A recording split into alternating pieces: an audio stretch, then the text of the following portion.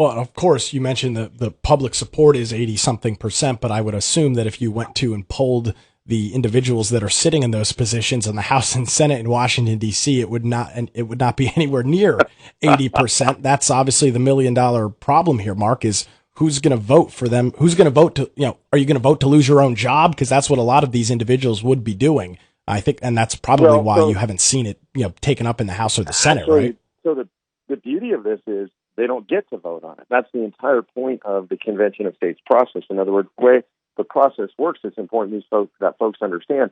It absolutely wires around Congress, wires around the president, wires around the courts.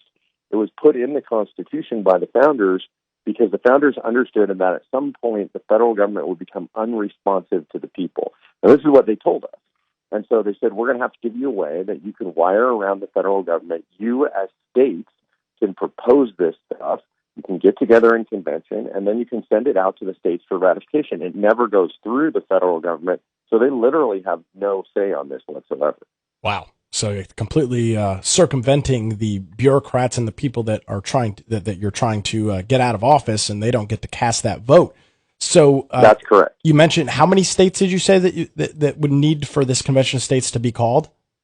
So it takes 34 states. The number specified in the Constitution is 2/3 in states, so that's 34 states to call it. And they call it by passing what are called resolutions. Those resolutions have to be passed through the House and the Senate, but there's no governor's signature necessary. This is why in North Carolina this is so important right now. Obviously, y'all have a governor who's vetoing anything good that comes out of your legislature. The legislature is going to get nothing done this year, essentially nothing that you or I would like. But they do have a chance to get the Convention of States resolution done calling for this convention, and it does not require a governor's signature.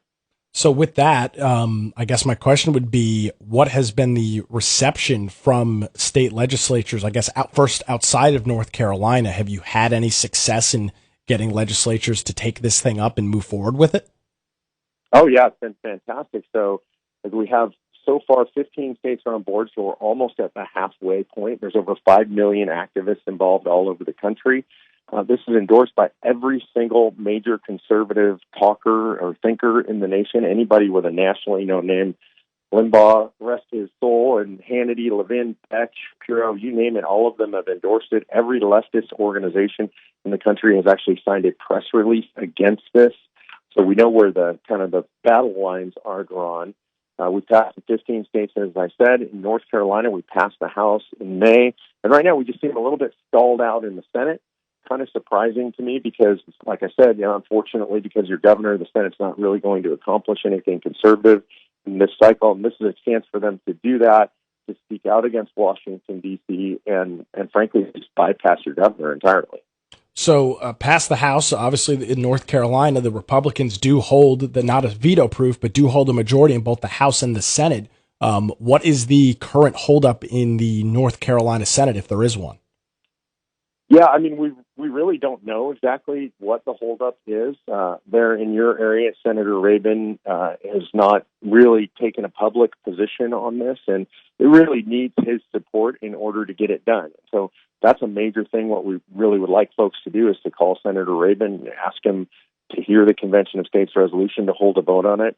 By our count, we have at least 20 votes in the bag already, so we're very close to passing in the Senate. The Senate passed it previously a couple of years ago. The House didn't, and so this time the Senate actually asked us to get it done in the House first. We've done that, and so now really the holdup is the Senate itself. It's Senate leadership. So Senator Rabin's a very important part of Senate leadership, a well-respected guy, so folks need to call him and ask him to get it done. That's really what it's going to take. So Bill Rabin out of Brunswick County, I believe it's currently in committee, a committee that he is the chair of.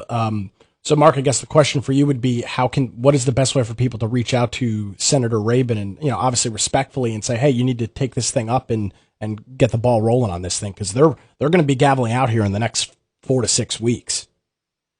Yeah, I mean, so the way to do it is go to the North Carolina Legislature's website, look up Senator Rabin's office, send him an email. I mean, so you guys understand that they've already, in his district alone, over 3,000 people have signed petitions asking him to hear this and to approve it. So there's plenty of pressure, but people can add their pressure by calling Senator Rabin. we don't know. He's not taken a position this cycle, but he did actually vote against this in 2017. So I'm unsure why he would do that. I mean, everybody knows Washington, D.C. is completely out of control. We know all the radical leftists are against it. We know that the vast majority of Democrats will vote against it. So to me, it's astounding that any Republican would ever take a position against this. Mark Meckler with the Convention of State joins us on the program. And Mark, for people that don't really follow history and really understand the history of politics, when politicians first became politicians, they were farmers and people that worked in their towns and municipalities and said, hey, I'm going to go to Washington, D.C. for 3 or 4 years. I'm going to get my stuff done and I'm going to come on back home to the farm and continue living my life. That's not the case anymore. Politics is now it's a career. In the case of our current president, Joe Biden, I'm not sure he's ever held a job outside of political office. Yeah, I mean, if you look at what the founders intended exactly what they wanted regular people to go serve. This is why they called it public service. It really was an incredible sacrifice. These were farmers and shopkeepers and laborers, and these are folks that had other jobs. They had major obligations, and politics didn't have a career path, really. And in fact, there was great disdain for anybody who thought they would have a career path. I mean, there's actually a time when Abraham Lincoln was in the United States House of Representatives. He wanted to serve an extra term, and they called him home. They just said, no, buddy, we rotate in office. Wow. So it's never been intended for folks to be in the legislature forever like this, especially in the United States Congress. And it's time that we go back to the system that the founders intended and have some real rotation in office, in my opinion. Yeah, no question about it. I mean, you can look at a lot of the issues that we deal with in the United States and even some of the national issues, and a lot of that just revolves around the infamously coined phrase deep state and the swamp, really, under President Donald Trump. He really kind of shined a light on a lot of this stuff and brought this conversation forward. I don't know if you've talked with Trump, but I would presume that he is probably on board with something like this.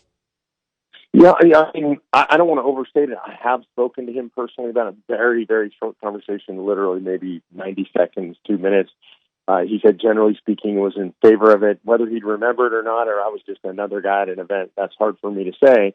But, Mark Meadows is his chief of staff, and Meadows is a big supporter of Convention of States. He's a public endorser of Convention of States. So that kind of gives you an idea where Trump world is at on Convention of States. They're in favor of it, generally speaking. Now, you mentioned that you've gotten some blowback from the progressive activist groups on this. What are some of the things that these left-wing groups are throwing at you? Because, obviously there are plenty of, bureaucratic Republicans, but it seems that there's more of this, there's more Nancy Pelosi types than there are Mitch McConnell types, at least in the federal government side. Yeah, I mean, so what the left will say is they will say that there's going to be a runaway convention and we're going to lose our beloved Constitution, which I find hilarious because I've never heard them say that they love the Constitution before. But this is really what they say. They say that, they have no idea what we're going to do with this, and we're going to get in this convention and we're going to do a bunch of crazy things. Well, the only things we can do is impose term limits on federal officials, impose fiscal restraints on the federal government, and impose scope and jurisdictional. And the left hates that stuff because they like a big, out-of-control, centralized federal government. And by the way, this is one of the interesting things.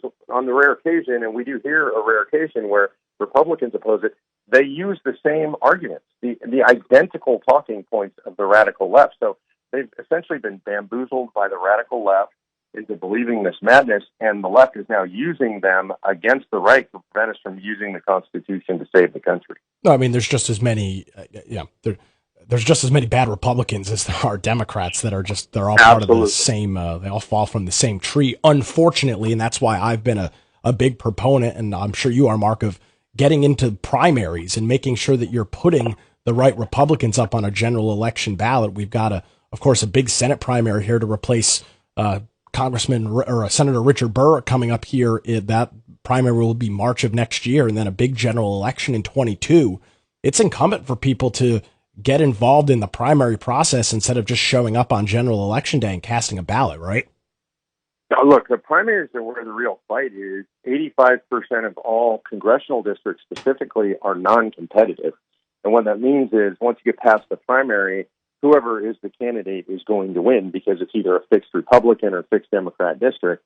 It's not true in the primaries. And, one of the things that people don't realize is it's much, much easier to defeat somebody in a primary than in a general election. Very few people vote. This is kind of the way the system is made.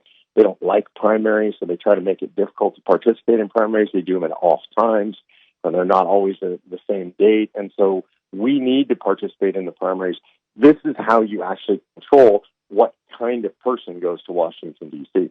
Yeah, and of course I hear the complaints from people, obviously, with this Senate infrastructure bill passing, with your mentioned Tillis and Burr behind that. All I'll say is, hey, you weren't involved enough in the primary process to put different candidates forward.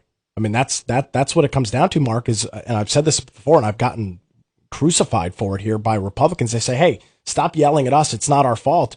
But Mark, it really is. We've done a really poor job at being engaged in the political cycle outside of presidential elections.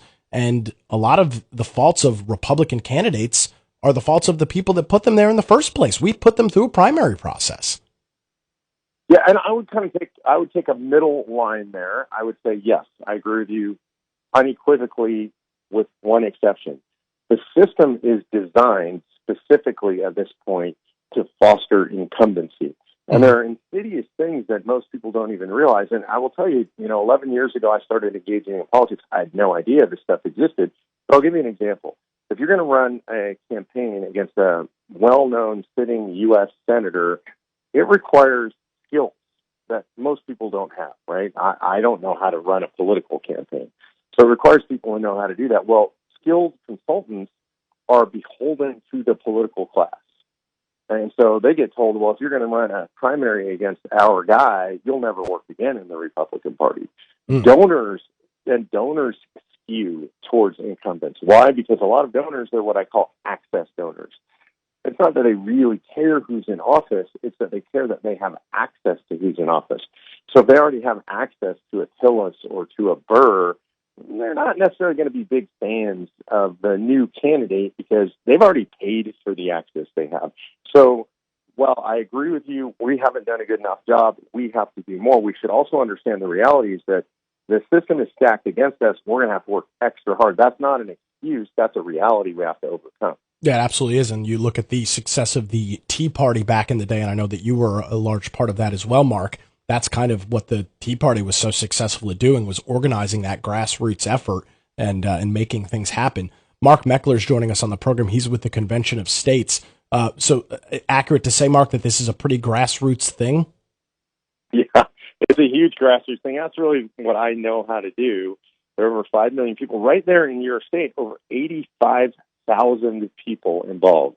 I mean, the numbers are extraordinary. This is the largest grassroots organization in the country, the largest grassroots organization there in North Carolina.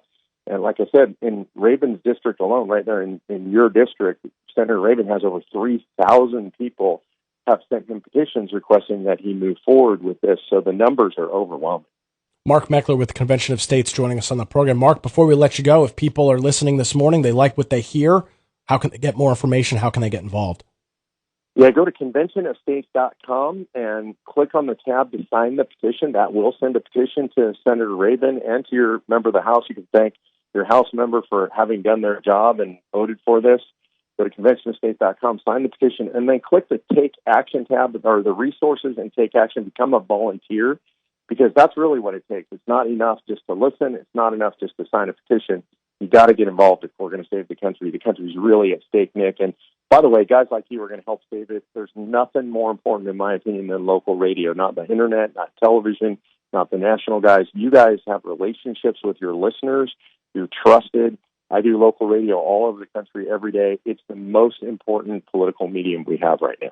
Well, Mark, I appreciate the kind words. Thanks for the information this morning. And again, you're encouraging people to reach out to Senator Bill Rabin out in Brunswick County and ask him to push the Convention of States forward, correct? Yeah, absolutely. It's really important. Now's the time. Only a few weeks left. Ask him to support it and move it forward. Awesome. Well, Mark, I appreciate your time this morning. Thanks for all that you do, and hopefully we'll catch up with you here soon. Thanks, Nick. God bless. Likewise. Thank you, sir.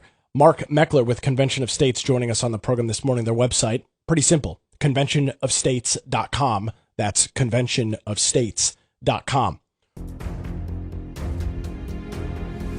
I'm here live in Philadelphia at the Tomb of the Unknown Soldier. When you hear the phrase lives, fortunes, and sacred honor, these are the folks we should think of, those who anonymously gave their lives. Well, today you have a chance to volunteer. You need to volunteer for conventionofstates.com, the movement that's going to save the country. These folks are willing to step up and give everything. We need you to give just a little bit. Go to conventionofstates.com and volunteer today.